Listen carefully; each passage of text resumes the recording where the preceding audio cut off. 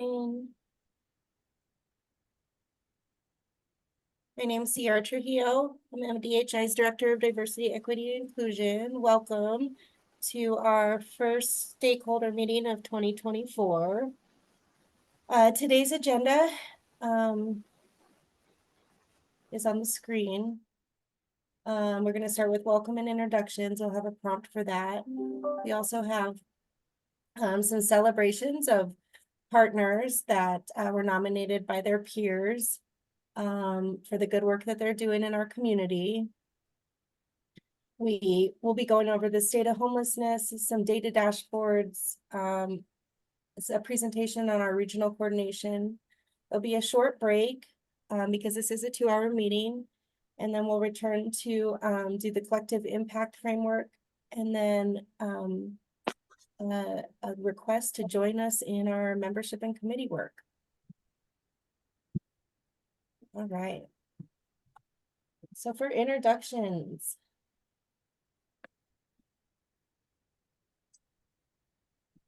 some housekeeping first. Go ahead and in the chat, please introduce yourself, your name, your org.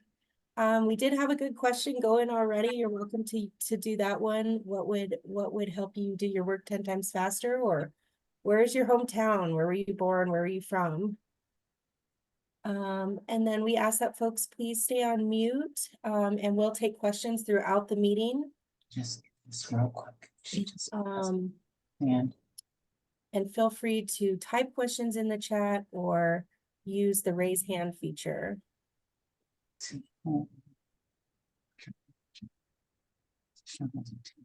Okay.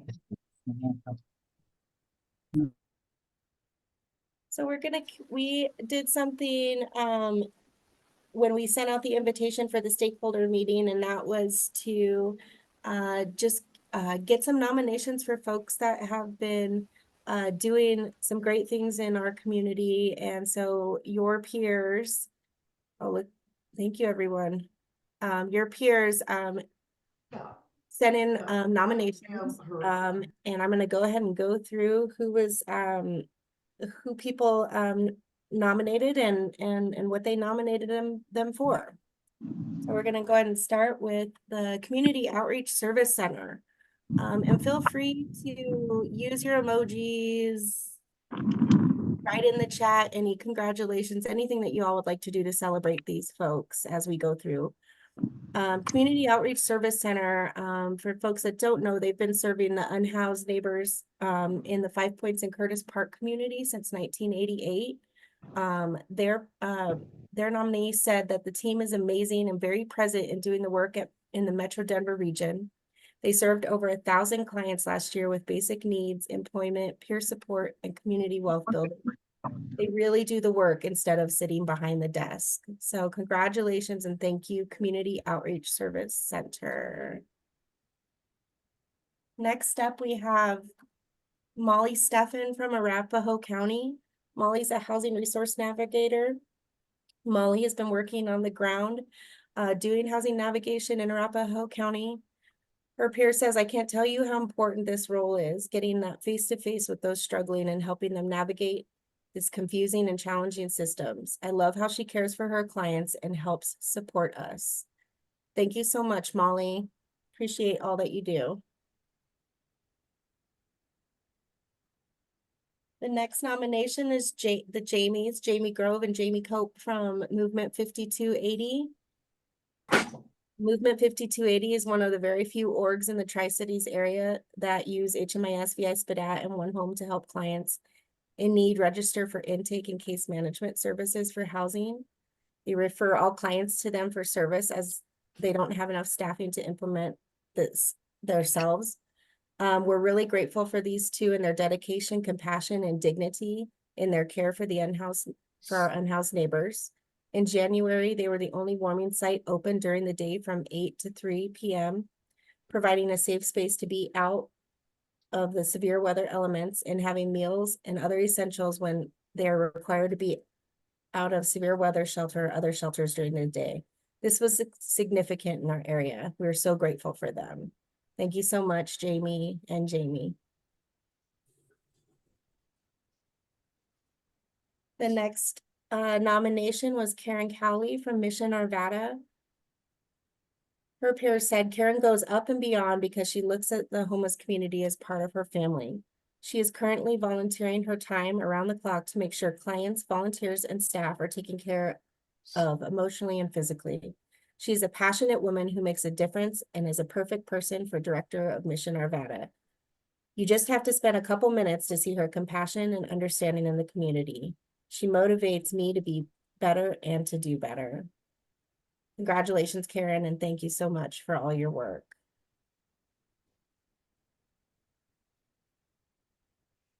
Kristen Valuat from Salvation Army.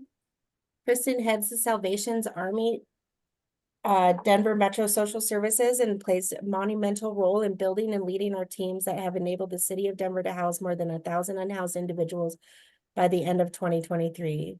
She also has led our staffing up and the running of 3 hotels to house people on a very tight time frame, and at the same time is ensuring the quality of services to those coming to the hotels from Denver encampments, and already has overseen the placement of many in more stable housing and employment and training opportunities.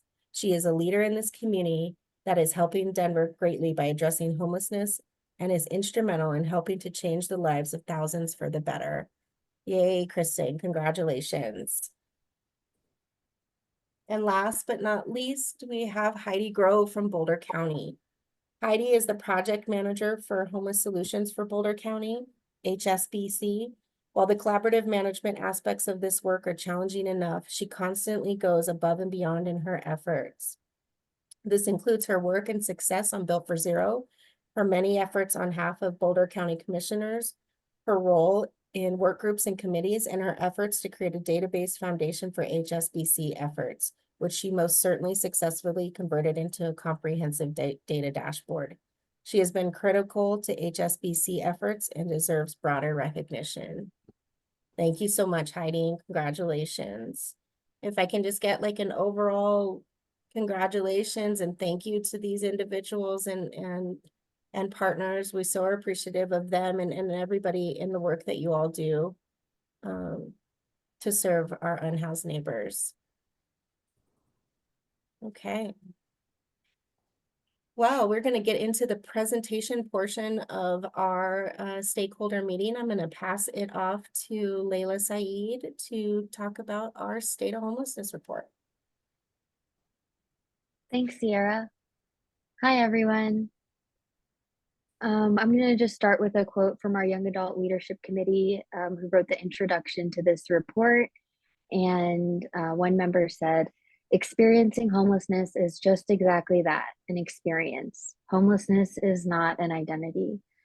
Now, this report combines sources, 4 data sources to paint a comprehensive picture of homelessness and includes voices of people with lived expertise throughout the report to try to show that homelessness isn't an identity, but just a unique experience that is experienced by many people in many different ways. An overview of the numbers in the 7-county metro region, which includes Adams, Arapahoe, Boulder, Broomfield, Denver, Douglas, and Jefferson counties. This includes 30,409 people accessing services or housing related to homelessness at HMIS partner agencies. And this is from the period of July 1st, 2022 to June 30th, 2023. From the same period, 3,858 households were assessed for housing resources in our coordinated entry system. 9,065 people were counted experiencing sheltered and unsheltered homelessness on a single night in January. And 9,820 students were identified and reported by public school districts as experiencing homelessness during the 21-22 school year, which is the last reported available. If we go to the next slide, we can see some of the conditions and barriers. Sierra, can we?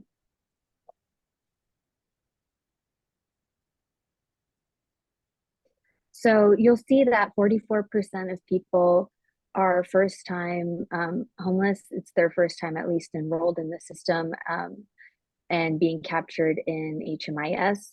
30% are chronically homeless. 1 out of 4 have a chronic health condition. 1 out of 3 have a mental health concern.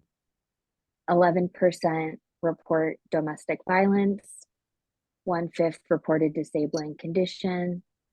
1/4 report substance use, and about 6% report a traumatic brain injury.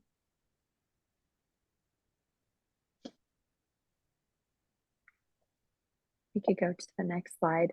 We will see that there are racial disparities present across data sources for Black or African American people, Native Hawaiian or Pacific Islanders, American Indian or Alaska Natives, and multiracial people as well. Now, these disparities are not the result of personal failures, but rather they stem from centuries of systemic racism and inequities that cause homelessness and perpetuate generational trauma. Now, on the right, we'll see a graph. Now, this graph compares the rate of people experiencing homelessness to the general population, which is measured by the census. So you'll see that for Native Hawaiian and Pacific Islanders, they represent only 0.2% of the general population, but they represent 1% of those in HMIS and 3% of those in the point in time count. Now, that overrepresentation accounts for 5 times overrepresented in HMIS and 15 times overrepresented in the point in time count. And we will see that if we continue on to the next slide, this is similarly overrepresented for Black or African American people, who are overrepresented 3.7 times in HMIS, American Indian or Alaska Native people, which are overrepresented 3.6 times in HMIS, as well as on the following slide, we'll see multiracial people are overrepresented 1.6 times in HMIS. Now, in comparison, white people are underrepresented in homelessness. So what that means is, while they represent 84.2% of the general population, they are underrepresented, so they only represent 58.9% of those in HMIS and 64.4% in the PIT. So there's less white people experiencing homelessness relative to their representation in the general population, and this is one of the few underrepresentations we see, while Black, Indigenous, and people of color tend to be overrepresented in homelessness. Now, there are many journeys to homelessness, as stated at the beginning of this presentation, and the number one contributing factor to homelessness in our community, and I say contributing factor rather than cause, because there are many contributing factors rather than any one singular cause oftentimes, and that's relationship problems or family breakup.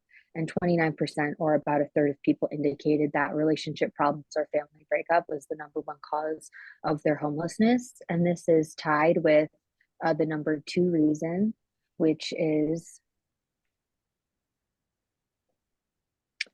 unable to pay rent or mortgage. So 1/3 of people were unable to pay the rent or mortgage. The third contributing factor being lost a job or could not find work. It was about 1/4 of all people. And then the fourth contributing factor being asked to leave or evicted, and the fifth being abuse or violence at home. So we'll see all of these factors relate to family instability, as well as economic instability and inability to afford housing. And we will see on the next slide that homelessness is rarely a choice. So in that list of contributing factors, we ask people how many have chosen to experience homelessness. Only about 6% indicated that homelessness was a choice, And it is important to note that while respondents were allowed to select multiple reasons or factors they felt contributed to their homelessness, being a choice might not have been the only factor. So this doesn't necessarily mean this was the sole or main cause of their homelessness, but it might have been the safer option. So therefore they chose that situation. 94% did not choose to experience homelessness. And this quote on the right gives a little more context as to what that choice could look like. So I will share this person's experience, and that was, when I was constantly hurting people who are family to me over and over, I left. I decided that leaving and getting help somewhere else would be better for me, especially if they were certified. So I became homeless because when I turned 18, I believed it would be easier.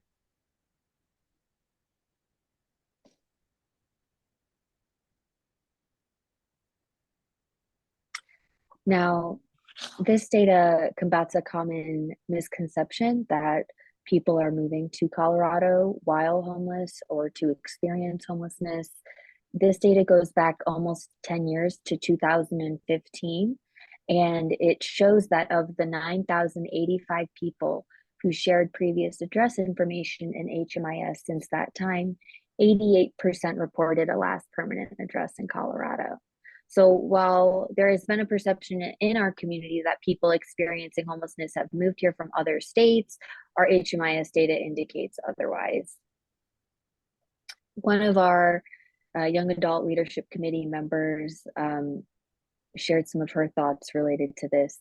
And she said, we need more funding to create affordable housing. We have gentrified poor neighborhoods and left many low income and lower middle class citizens homeless. As we create more housing for the rich when they are only 2% of this nation, nonetheless, a better housing market that helps specifically African Americans and doesn't operate under the umbrella of minority.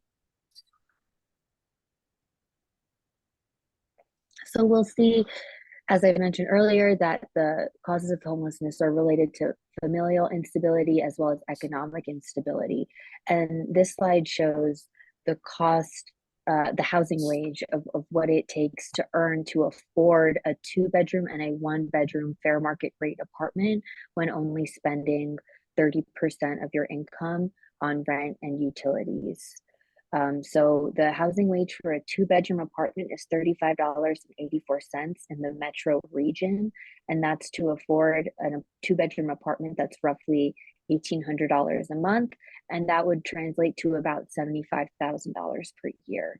For a 1-bedroom, this housing wage is $29.69 an hour, and that's to afford a 1-bedroom fair market rate apartment that's roughly $1,500, and that translates to $61,749 per year. So when we talk about housing and affordability, and when the average minimum wage in the 7-county region is $14.17, we can see that there is a large disparity. Even in cities like Denver, where the housing wage is closer to $17, there's still a very large disparity between what people are earning and what it takes to actually afford a fair market rate housing in our community.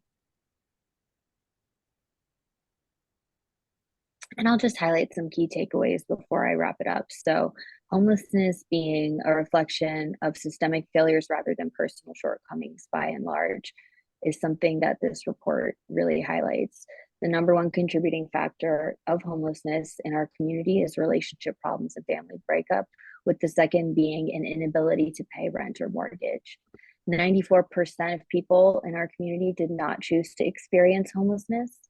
And as 88% of respondents reported a last permanent address in Colorado, it's evident that people are not moving here to experience homelessness. And we're also seeing more people that are newly or first-time homeless than we're seeing chronically homeless, especially among families. And now I will pass it off to Laura for a presentation on our live dashboards. Thank you. Thank you, Layla.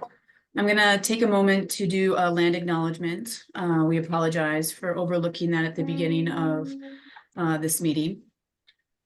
We honor and acknowledge that Colorado is located on the traditional territory and ancestral homelands of the Arapaho, Cheyenne, and Ute nations. More than 48 tribes and nations call Colorado home. We recognize that Indigenous peoples are the original stewards of this land. We acknowledge and celebrate the continued achievements of Black Americans and their transformational impact on American society.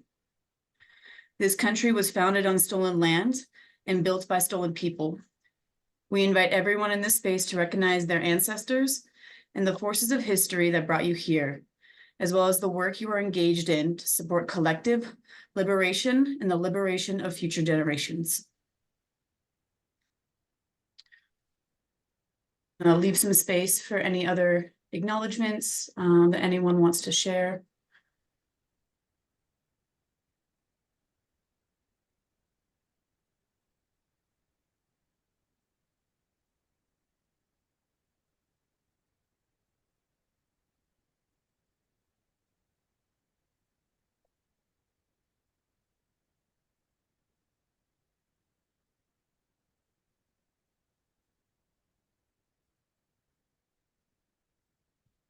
Good morning, everyone. My name is Laura. I'm the Data and Reporting Manager with MDHI.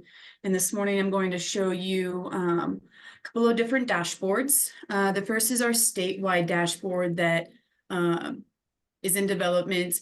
We recently transitioned from a Tableau server option to a Tableau cloud. So we're transitioning some of the dashboards that people have had access to in the past over. And this is some of the work that we've been able to accomplish so far. So the first page here, you'll see is just the overview of Colorado with the different COCs highlighted by color with the counties that are in those COCs. Down here, we go over some basic considerations and limitations. So just recognizing that data timeliness, data collection, duplicate profiles, and there's an underrepresentation of certain populations within our system. So just acknowledging just the challenge of the work and as well as collecting the data, getting it in on a timely basis. The next page, we go over some just general definitions regarding our system, what a COC is, enrollments, exit outcomes, different household types, adults, family, youth, going into a project exit, start dates, project types, and then kind of what those more information about what those project types are.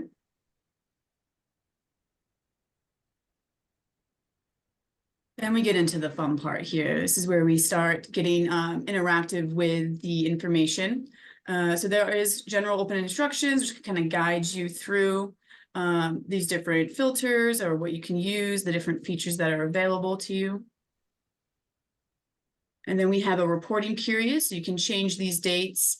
Right now, they're just kind of set by us on the back. Then you can choose the specific continuum of care. And you'll see that when you click continuum, it will then filter all the additional information. You can then specify a household type if you're interested. And it will filter it down even further. And you can look at project categories, which are kind of the bigger buckets to the different project types that fit in there. For instance, emergency shelter would also include safe havens. Enrollments indicates homelessness. So these numbers here just reflect the number of individuals and households that have interacted with our system during this reporting period. If you're looking for specific people experiencing homelessness, then you would choose yes, and then it would filter that number down even more. First enrollment in system doesn't mean first time homeless. What it means is the first time engaging within our system during this period of time. And then here it breaks these down further into the number of people staying at these project types. And so if you hover over these different features, you can see the total people, the total households, as well as a brief description about what the actual project is. And then we can even come down here to demographics. One of the neat features about this is if you were curious about veterans specifically and their makeup for youth. You can click on the veteran data here, and then it will break it down even further. Depending, because this is a small number, you won't see some of this breakdown just to prevent client identification.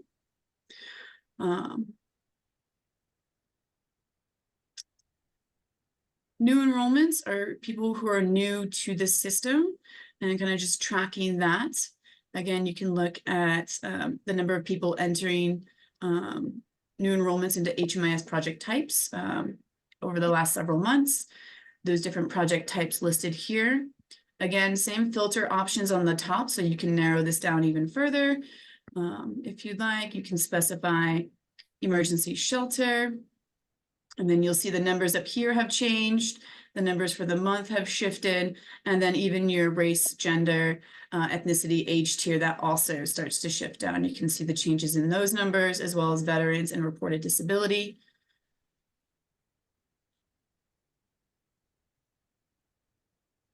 Housing placements. Again, you're just going to see this filter at all of the tops here as I'm going through.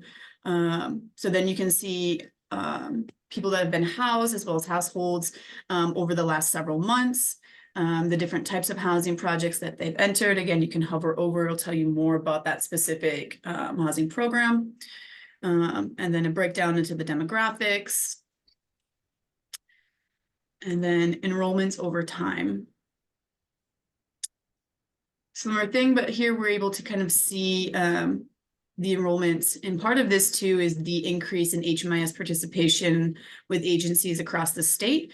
And so as this number increases, you can see that participation, you have to also acknowledge that the participation in HMIS has increased as well. So it's not necessarily reflective of an increase in homelessness, but acknowledging that piece. And you'll notice that we've acknowledged that here down when we launched to what we are at now. And so that's a significant increase in capturing people experiencing homelessness within our community. So this is kind of our draft. In our draft stage, we are working on developing an agency provider specific dashboard that probably reflects very similar to this, where agencies will have a login and password. And then we're looking at condensing this for the public. There's a lot of information on here that is specific to the work. And if you aren't in the work, then it can be confusing or you can misconstrue information. And so we're working at taking this and bringing it down, doing more public, user-friendly. The next dashboard I'm going to share is our active veteran by name list. And so here, in collaboration with Built for Zero Community Solutions, you can see the work that's being done for veterans, which is a dashboard that will shift over to the cloud here relatively soon, and then look at creating similar things for other populations that we're working with the Built for Zero efforts. So here's similar kind of dashboard interactions. We can go specific to the region that we are in. That narrows it down to the number of veterans. We can look at newly identified. And then I can see where their status is currently, how they're interacting. Again, breaking down some demographics here, disabling conditions, chronic homelessness, and again, utilizing,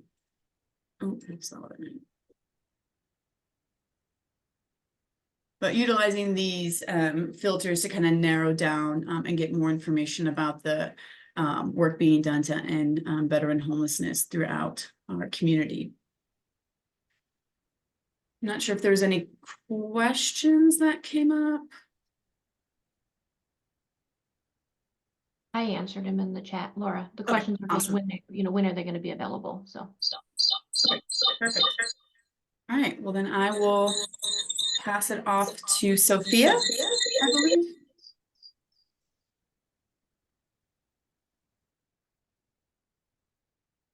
Yep. Hi, everyone. My name is Sophia Vigil. I am the Regional Coordination Lead here at Metro Denver Homeless Initiative. And before I get started, I don't have any questions for everyone in this section. but just wanted to do a fun little Q&A real quick. One is going to be ready for the warm weather, and two is heck no, I love the cold. So just want to test out people interacting in the chat. So could you put a 1 if you're ready for the warm weather and looking forward to summer, or 2 if you're like, heck no, I love the cold. That's why I live here in Denver. Love that. Look at all these ones. Funny enough, I'm like a 1.5. I don't mind the cold as long as the sun is out. And that's why I live here in Denver and haven't moved anywhere else. A lot of people ready for the warm weather. I see a couple 2s coming through though. Yep, 1.5, another one. I'm also indecisive, so that's why I also pick 1.5. Wonderful. Okay, well, I appreciate that. Oh, 2, yeah, we do need the moisture. Okay, so I am going to talk a little bit about our regional coordination efforts, specifically on our progress to end veteran homelessness throughout Metro Denver right now. Next slide, please.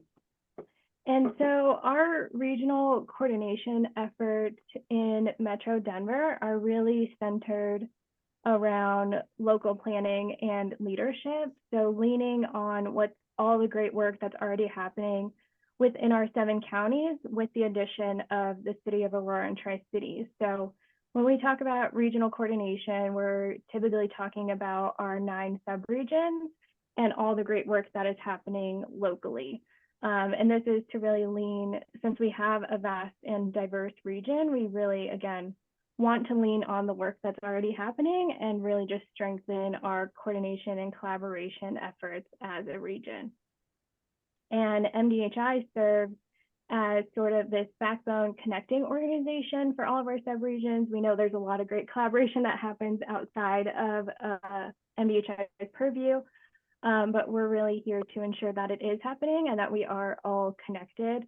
We also provide a lot of coaching and technical support, specifically around the Built for Zero framework that we're implementing across the region, and also as we aim to establish a data infrastructure that knows every person experiencing homelessness by name. And our current population focus right now is on the veteran population, so really utilizing this framework to say we can end homelessness for veterans. Next slide, please. And just to give an overview, if you're like, what the heck is Built for Zero? Why are we doing this? It's because we, again, a lot of great work is happening, but we needed a framework that brought it all together. And this is a data-driven framework that looks to measurably and equitably end homelessness.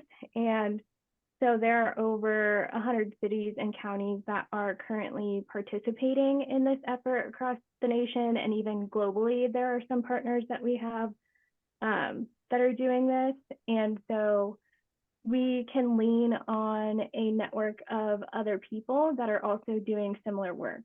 I think we might be one of the largest cities or regions that are conducting this work, but we've been able to establish great partnerships with people like in San Diego. Their regional task force for homelessness is helping us implement our data infrastructure. And not only are we doing this nationally and locally, but we're also doing this statewide. So we're also leaning on our other COC partners and statewide partners to end homelessness through the Built for Zero framework. And also this methodology really focuses on, again, that community level measurement. So not looking at individual programmatic outcomes, but really looking at how we're making impacts as a larger system. And again, collaboration is key to this. So no one person, team, program, or entity is responsible for solving homelessness. And we're able to pull out some data from this methodology that's live, and we really get to know everyone experiencing homelessness by name to meet their unique needs. And again, this framework, although that we know that there's no path for how we are going to decrease the disproportionalities that exist that Layla mentioned, it really does center racial equity, and that we need to do keep moving on towards that path. We need to make the path towards racial equity in our response to homelessness. And it's nice having this data because we can then go to funders and say, look, we've been looking at this data for 8 months now. We've identified this gap, and please give us money with all this data surrounding it. We know our funders love to see data. So that's some of the reasons why we've implemented this Built for Zero framework across our region, and just a little bit about what it's about. And another great thing is we're all working towards a shared end state. So when I say ending homelessness, I mean achieving functional zero for our subpopulation. And again, right now that is veterans. So we'll end homelessness or achieve functional zeros, I'd rather say, when there are less actively homeless veterans than the average monthly housing rate. And so for our entire region, that means less than 37 actively homeless veterans at a time. And I believe right now at the end of January, we've had 433. So we have some work to do for sure. And that end state may seem daunting, but it's definitely achievable through our increasing resource utilization for our veterans, as well as just continuing to prevent homelessness. So this is the shared end state we're working towards. Functional zero is what you'll hear a lot of the times. And I also like this too, because it doesn't mean we'll never have anyone experiencing homelessness. It means if someone does experience homelessness, we'll have the resources and the infrastructure in place to quickly and safely get them connected to housing. And then, so these are the data points that we are looking at as a region for our veteran population and hope to expand to other populations soon. But the first one is, there's 3 categories: inflow, who's coming into our system; actively homeless, so who's actively experiencing homelessness; and then outflow, who's exiting our system. And then we break down inflow in a few different categories, looking at who's newly identified coming into our system for the first time, who's returning from a housing placement, and this is about a 2-year look back, and who's returned from inactive, which ties into our outflow of someone moving to inactive after 90 days of no connection or activity. And then, of course, we want to see a majority of our outflow to housing placements. And then one that we don't see too often with our veterans, but we will as we expand to other populations, is no longer meeting population criteria. So for example, this is if a 24-year-old youth is now 25 and now changes over to all single adult, they no longer meet the population criteria for youth. So they will outflow that by name data set and go into the all singles data set, and we'll be able to account for that change in population criteria. And just to give an overview of the process and how it's working in our region. So there is a few different levels. So one is really looking at the scorecard that Community Solutions Built for Zero built out. It's 29 questions that's aimed at looking at our data contribution, our data infrastructure, as well as racial equity. The data contribution piece is really focused on our coordination efforts around outreach. So ensuring that we have sufficient coverage in our subregions, as well as a plan and a shared outreach policy. So really getting to all these 29 out of 29 from no to yes is this first step in achieving a perfect scorecard. And then the next step is looking to achieve quality by name data. So that's pairing the perfect scorecard with a 3-month data reliability. So ensuring that there isn't too high of a variance month over month, and that our system can account for those changes of inflow and outflow every month. And I think as an entire region right now, our reliability is 99.7%, so very reliable as a region, and we're accounting for those changes. And then the next step would be to achieve functional zero for that subpopulation. So for veterans, for many of our sub-regional partners, this is going to be having less than 3 veterans on their by name list month over month. And then the final step is just sustain functional zero. So the work doesn't end once you achieve that milestone. You have to continue to make improvement efforts and sustain this end state for our veterans or whatever population you're working with. And so to give an overview of the progress to date and our subregions. So many of our subregions, and there's a lot of work that had to happen before the perfect scorecard step, but a lot of our subregions or less than half are working on this perfect scorecard, and that's Broomfield County, Denver County, Jefferson County, and Arapahoe County. And all are very close and have plans to achieve a perfect scorecard, some within the next couple months and some before Q3 of this year. So a lot of great work and a lot of, I think, big things will happen between now and our next stakeholder meeting. And then we have 5 out of 9 subregions that are in this in-between phase of they've achieved quality by name data for veterans and are now working to achieve functional zero. And so Boulder County achieved this in, I believe it was June or July of 2022. Adams County and the city of Aurora achieved this in August of 2023. And then Douglas County and the Tri-Cities achieved this recently in September, or I think it was September of 2023. So again, a lot of great progress has been made, and we have over half of our region that has achieved quality by name data for our veteran population. So they know every veteran experiencing homelessness, they can confidently know every veteran experiencing homelessness by name. And I don't want to spoil something that's on the next slide. Okay, and then so in 2023 in a review, we did see an overall reduction, a 16% reduction in veterans actively experiencing homelessness in Metro Denver.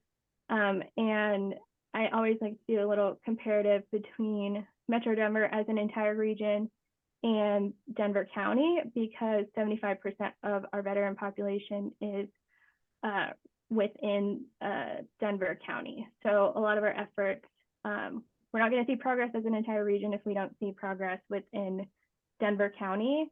And you can see, I believe it was in May when we saw a reduction still as a region, we saw an increase in Denver County. So we can still make some progress and continue reductions, but we're not going to achieve that functional zero threshold if we're not also looking specifically at what Denver County is doing. And there was a lot of great work that happened over the subregions. So if I just put them on this graph, we wouldn't be able to see them because many of them are below 45 or 50, I think is our next highest.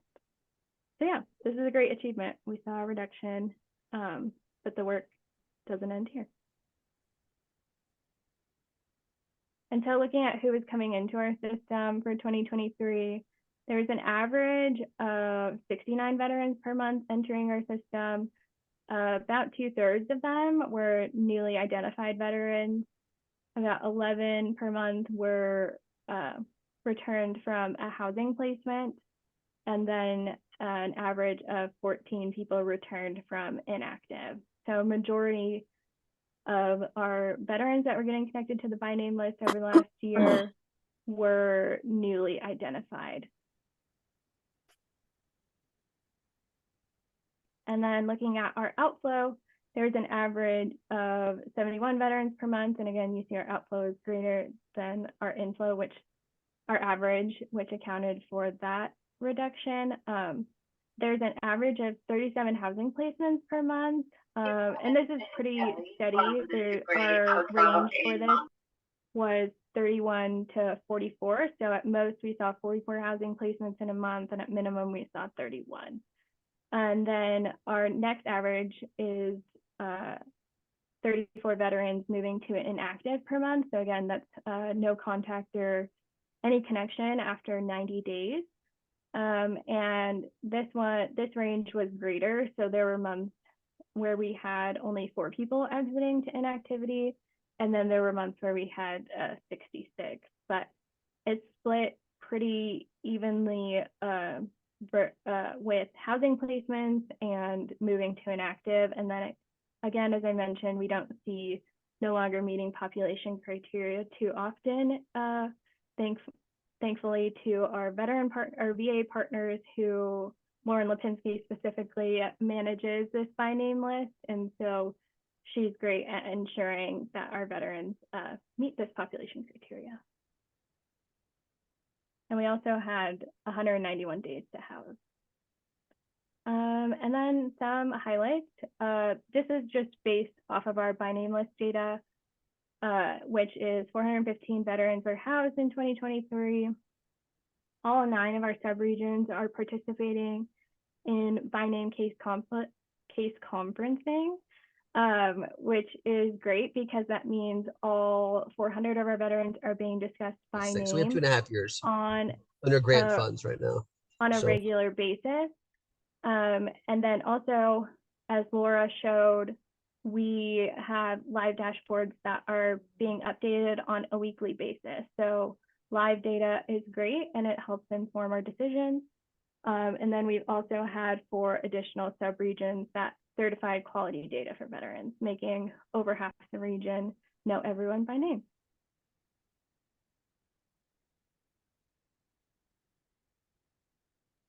And so looking at 2024, what are our goals around our veteran progress? So we aim to have all of our subregions, so the entire region, achieve quality data for veterans.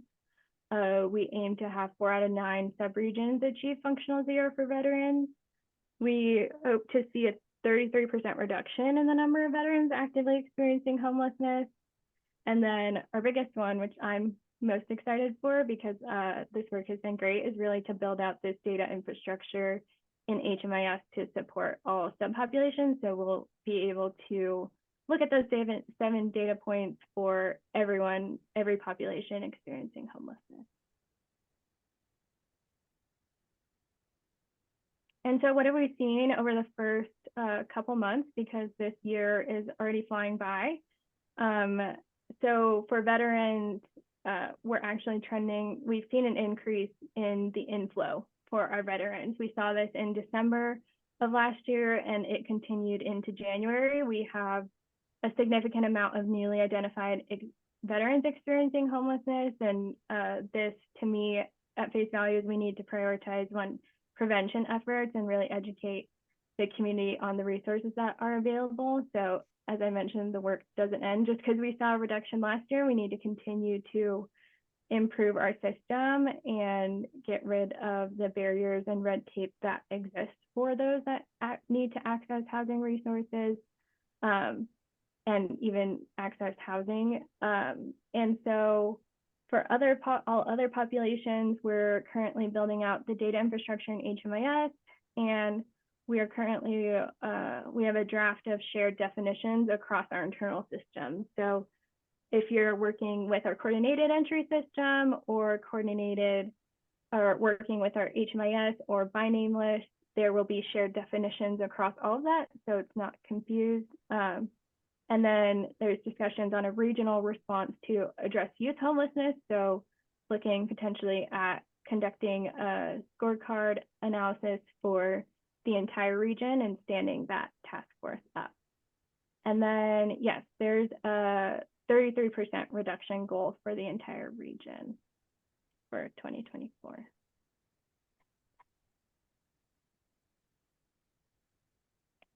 Okay, and that's all I had about Built for Zero and our veteran progress and our regional coordination efforts around that. If there are any questions, feel free to put them in the chat. And if not, then we'll go to a break. And I don't remember how long the break is, so I'll ask Sierra to jump in. We're gonna take a 10-minute break so folks can stretch and get your morning beverage and things like that. We'll return at at 10 or at 5 after 10. Before we go to break, it looks like Missy may have a question. She has her hand raised. I think Sophia answered it, didn't you? This is Missy with the VA. Sorry, I just wanted to give a huge kudos to MDHI for their leadership in really centering veteran homelessness this past year. And I think it has just been an amazing collaboration working with you, Sophia, and working with all of our MDHI partners and helping us to, really rally the community and stand up all of our case conferences and helping with our data and HMIS. I mean, there's just so many ways that this work really matters, and the VA is so grateful for our collaboration with MDHI around this work, important work in reducing veteran homelessness. So I just wanted to kind of publicly give you kudos and publicly say thank you for this work. Yeah, right back at the VA, because we wouldn't be able to make this progress or reduction without our great partnership. And people across the nation are like, how are you guys doing this? And we're like, because we have a great relationship with our VA medical center. So thank you, because this wouldn't be possible without our strong partnership.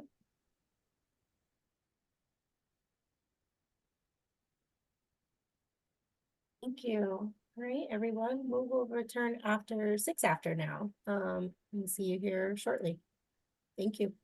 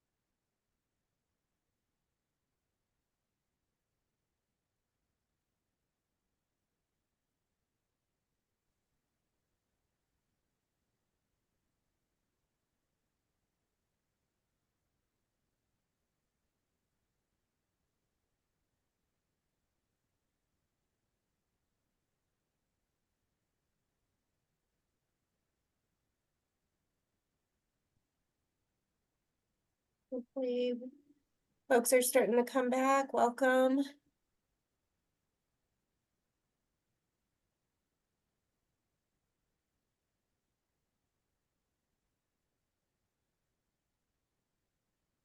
Okay. We are going to go into the next presentation, which is Sophia again. So Sophia, I'm going to hand it back off to you for a collective impact framework. Thank you. Yeah, you guys haven't gotten rid of me yet. Yeah, as Sierra mentioned, I'm going to talk a little bit today about our collective impact framework.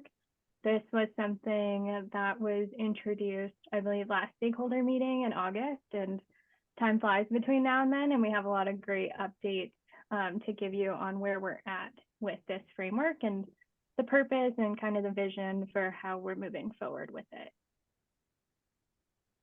And so just as a reminder, the mission of MDHI is to really lead and advance collaboration to end homelessness in Metro Denver with a vision of everyone having a safe, stable place to call home. And so what we've seen with the Built for Zero work is a lot of great coordination and collaboration happening throughout the region. And so we were like, how do we build off of this? And we wanted to establish this collective impact framework to begin to really build out what does it mean to solve homelessness in our entire region, and how will we know when we get there? So Built for Zero is a great methodology, but there's a lot of great work that's happening outside of that scorecard or case conferencing that we're hoping to encapsulate within this broader collective impact framework.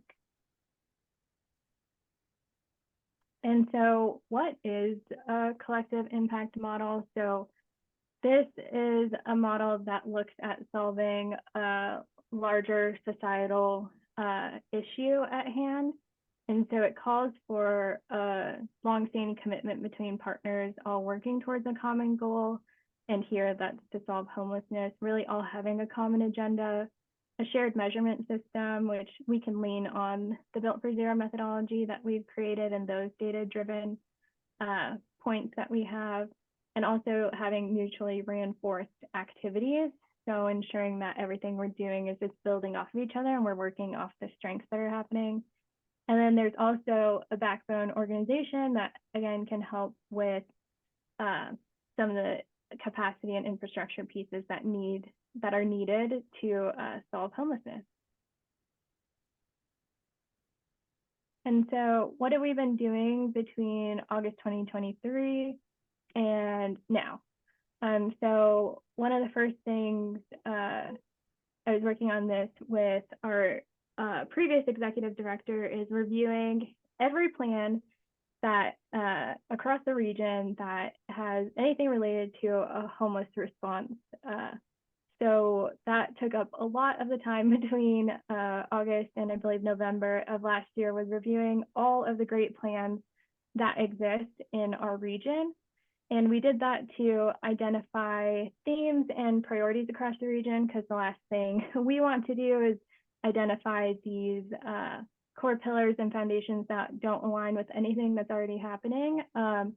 So we created a version 1 of 3 pillars and 3 foundations that do exist within our region to support our efforts to end homelessness. And then that was in December and January. And then between January and February, we looked at what does this mean as a region, and developed a version 2, which is our overall collective impact framework. And so this is version 1. So we really wanted to clearly identify the pillars and foundations that exist and that we want to exist in our response, or in solving homelessness, and also in our efforts to align the region in our response. And so version 1 clearly identifies homeless prevention as a core pillar, our homeless response, and homeless resolution, with the foundations of quality data, collaboration, and equity. And so this was version 1, this nice 1-pager, and we were talking internally and even externally, but to say, well, what does this mean in practice, and how does this align with all of the work that's happening internally at MDHI, and then begin to expand to more detailed information on how it works externally. And so that's how version 2 was then formed, which is our collective approach to solve homelessness. So this is a 12-page document that aims to align and create accountability both for MDHI, and this version is really for MDHI, so you guys know transparently what we're working on and what we're prioritizing. And it's also a plan or a framework that really builds off of the regional coordination efforts that are already happening. So this aims to align a lot of the priorities that we have internally and begin to connect to the work, so our systems aren't separated, but rather all working towards this shared goal. So there's alignment of our coordinated entry system, HMIS, and by name data. So it's less confusing for our partners and clear on what MDHI is working on. And to highlight a few of the internal priorities, so all of our work that we do at MDHI is really centered around these 4 priorities. Our first one, which no surprise, is what I've been talking a lot about today, is regional collaboration to end homelessness. 2 is, and these are in no particular order, people experiencing homelessness or housing instability are connected with housing resources in a timely manner. We really see our coordinated entry system here. And then 3, the region is informed to make effective, equitable decisions to address homelessness. So that information is informed by our HMIS system and the utilization of HMIS. And then 4, providers, partners, and communities have and utilize resources to meet the region's needs in addressing homelessness. So this is more centered around funding and those types of resources. And my goal for us as a region is to get to a funding collaborative, or establish a funding collaborative, which our partners in Adams County are looking to set up. So 4 is really centered around that resource piece and bringing in the financials that we need to solve homelessness. So these are our 4 priorities and what we're looking to do at MDHI. And why are we doing all this work? Because we've set a very ambitious aim for it was a 5-year aim. Now it's a 3-year aim, but our goal is to have MDHI and its partners have quality by name data for all singles in 9 out of 9 subregions, which are the same subregions that I mentioned earlier. Have quality by name data for youth in the region, have quality by name data for families, have reached functional 0 for veterans. So that's that 37. Right now the threshold is 37. So we would have no more than 37 veterans experiencing homelessness by 2027, by the end of 2027. And then we would have 4 subregions that have ended homelessness for at least one of the other populations, which can be all singles as a broader population, chronic singles, families, and then actually what needs to be added here and was added in our collective impact framework is youth as well too. And so our collective approach, so this is where we brought in that version 1 of our pillars and foundations, and really looking at our regional alignment. So it's part of our larger plan.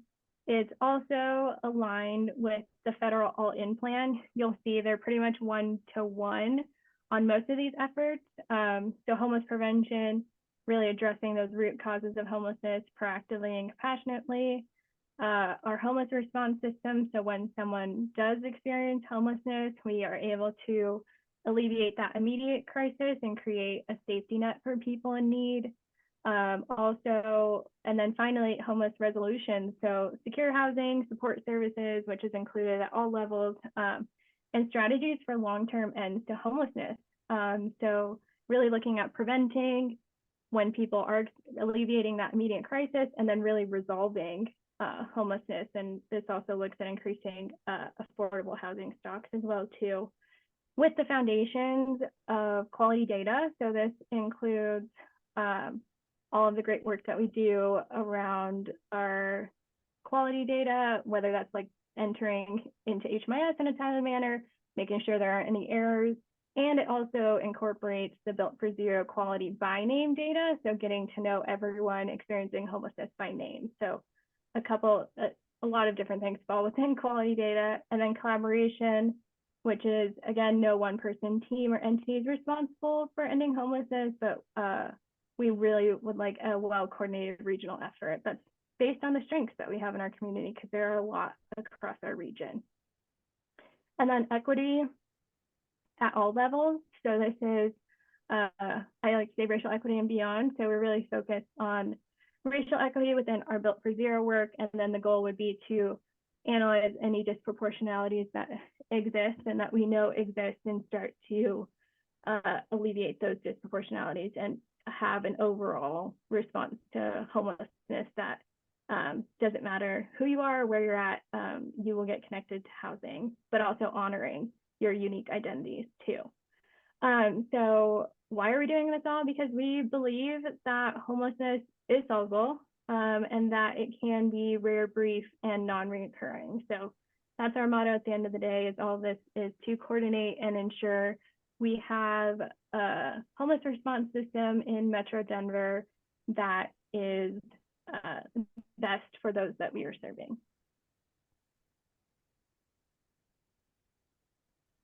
Next slide, please. Great, and then here's where my 1 and 2s come in again. So I just have a couple of questions for some real-time feedback. So the first one is around really focusing on those core pillars and foundations, or if you've had a chance to read the entire framework, which is, it was sent out in our MDHI newsletter earlier this month. The first question is around this framework aligns with my or your organization's work to end homelessness in the region. So 1 for yes, 2 for no. Feel free to throw in some 1.5s if you're like, maybe, kind of.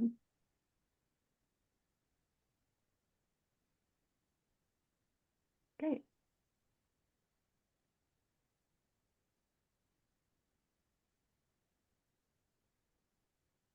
Great. I appreciate the real-time feedback. We didn't want to continue on doing something without feedback from our community, because none of the work that we do at MDHI is possible without all of you guys who are on this call and beyond.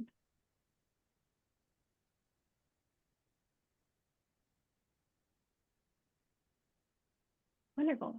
And then if you had a 1.5, or even if you gave a 1 or a 2, feel free to either enter it in the chat or raise your hand to talk about what aspects do you believe are most critical for effectively reducing homelessness in our community, and or what aspects do you think need to be added or called out in our framework.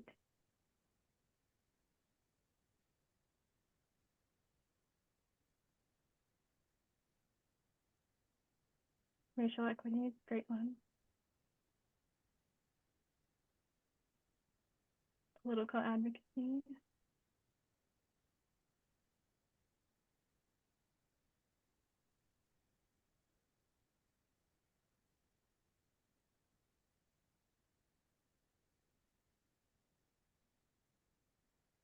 Yep, love those prevention efforts.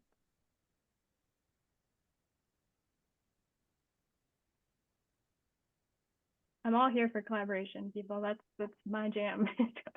We're working together. I was telling one of my colleagues, I'm an introvert in life, but when it comes to work, I am an extrovert. I definitely feed off of other people's energies, and especially when it comes to working to solve homelessness.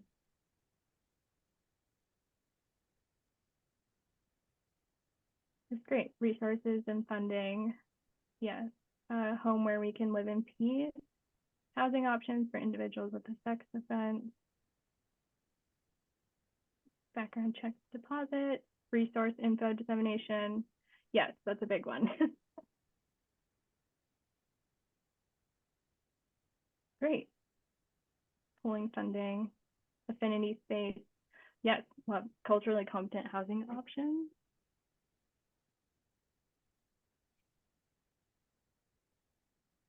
Yes, every one of us deserves to be safe and sound as long as we live.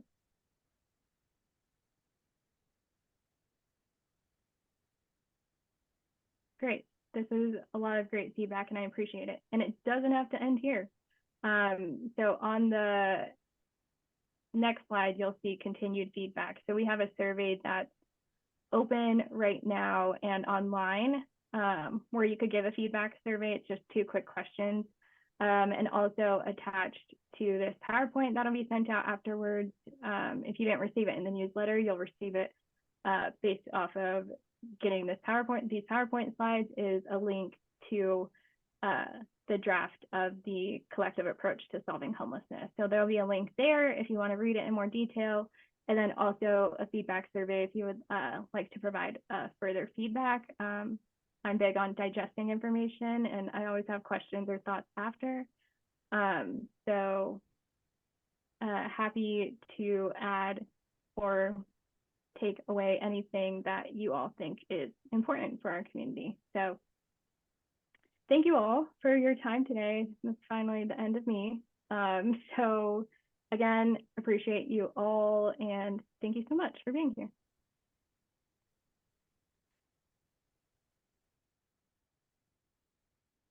I'm just gonna wrap up with some ways that you can join us in this work through our COC membership and our committees. So COC membership, oops, thank you.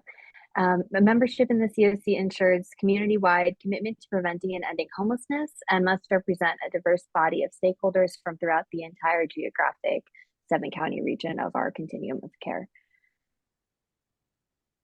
Some of the benefits of membership include applying for funding opportunities passed through the Department of Housing and Urban Development, voting at annual stakeholder meetings, supporting our COC committees, which I'll talk about next, receiving technical assistance from MDHI, and just joining our collaborative efforts in the region to end homelessness and kind of supporting the work that's happening throughout.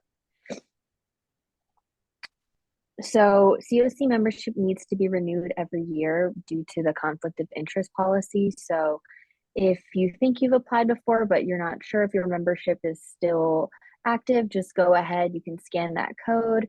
You can go to mdhi.org/COC and you can apply there. It should only take you about 2 minutes to make sure that your organization is still an active member of our continuum. And this is a requirement for any agencies that receive funding from MDHI as well. So I'll just leave that up for a second to just let people scan it just in case.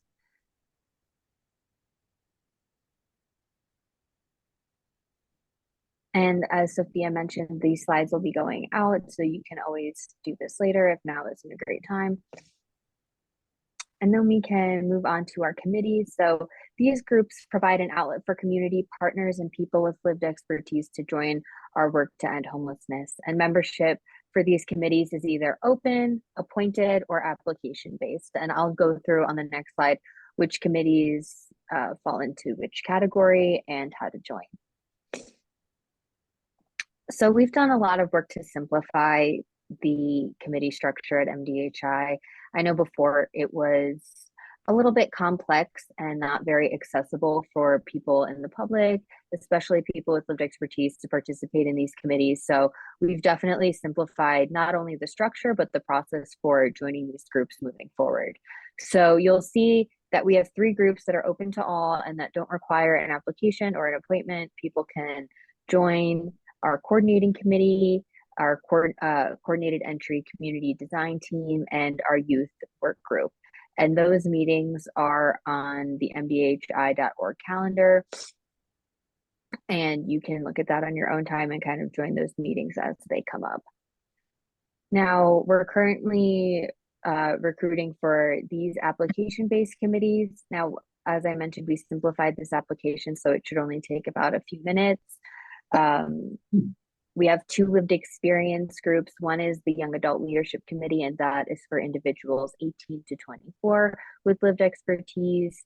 I know there's sometimes some flexibility on the upper bounds of that range, but for people 25 plus, we have the Lived Experience Advisory Committee, which we're just starting up.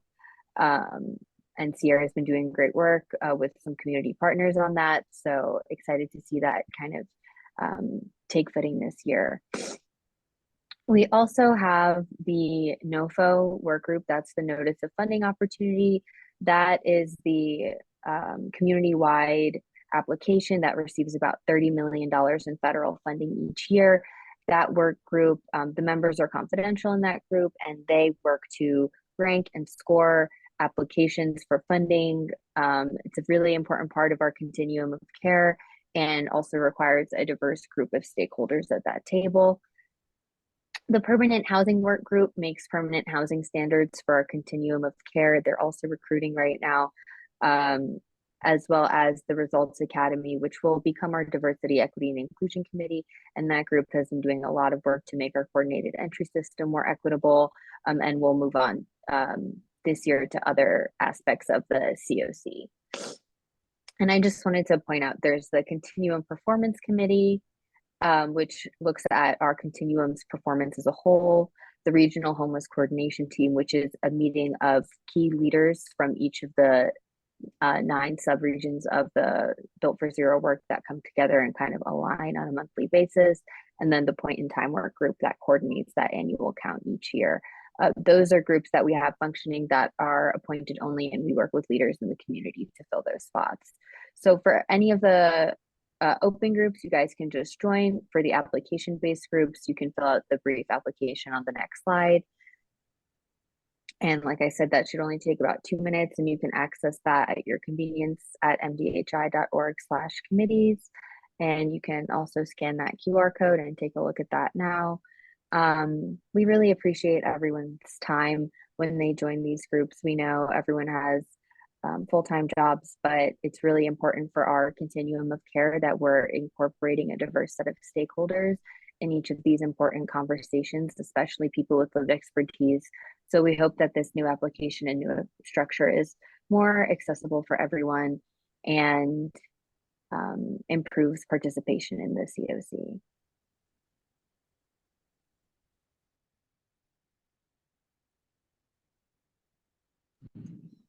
And this is just general, I guess, questions or curiosities. It can be related to COC membership, but it can be related to anything that you've seen today thus far.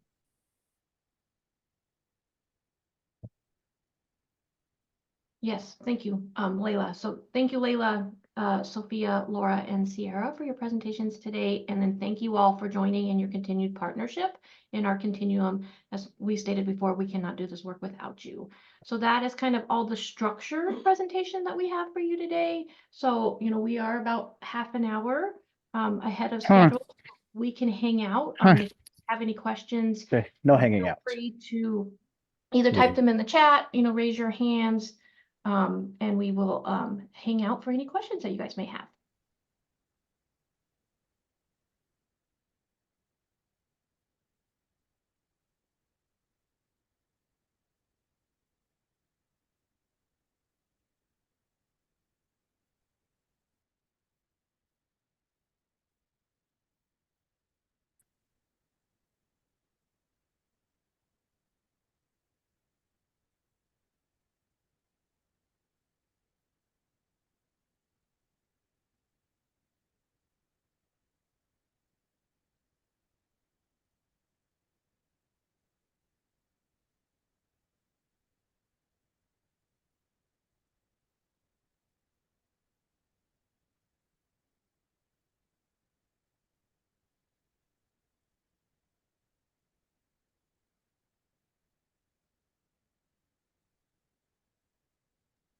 Tyler, I think I saw a question earlier is about, is there a data committee? Or going to be? Yeah, so There there, used to be, it was run by Bill Sweeney, and I think it went dormant for a while. Yeah, there's not, that committee, we're not currently, there is not plans to currently bring that committee back. The work that committee was doing is being done in different, other work groups. So as far as MDHI structured committees, the data committee is no longer a committee.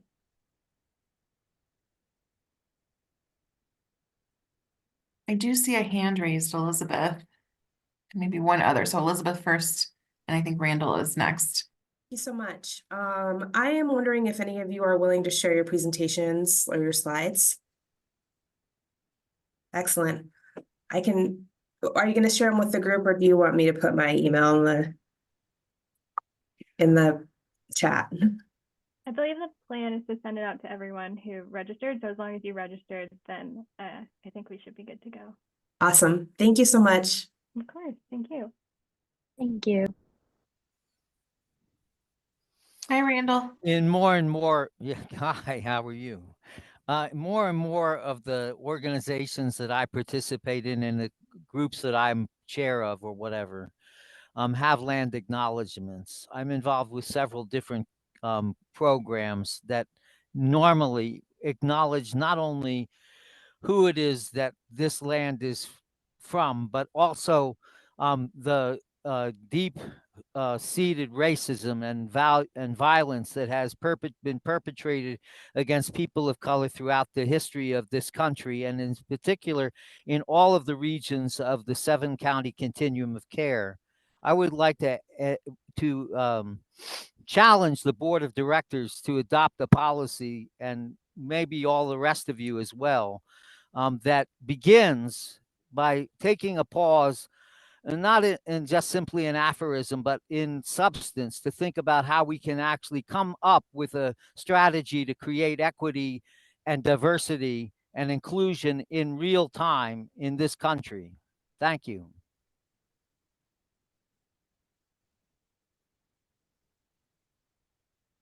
Thanks, Randall. Randall. Oh, go ahead. Somebody else was saying something. Sorry. No, thank you, Randall. We do put that at the forefront, and thank you for the reminder today to add the land acknowledgement.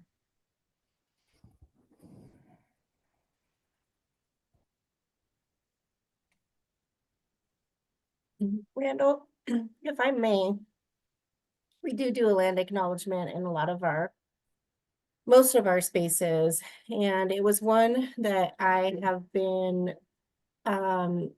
mulling over quite a bit, given the recent things going on in our world.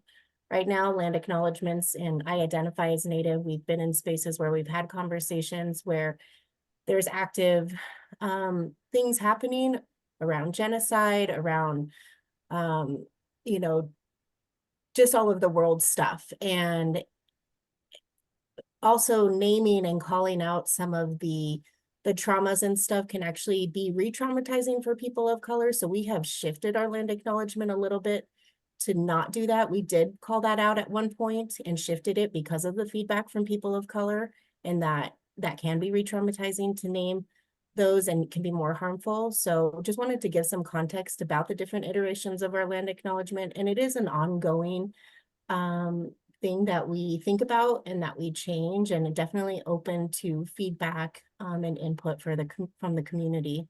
We don't want our land acknowledgement to be something that is just performative either. We really want to be making sure that we are living in to what we are stating and what we are putting forward. And I'm in full agreement with you about the impacts and the disproportionality that are happening in our community and beyond. So I try to be very thoughtful as leading this work for MDHI around that. So thank you for your input and feedback. That be, what are they targeting? Do they know? Carolyn, she just told me it sounds like they're deciding that that's going to be their next topic after the older adults.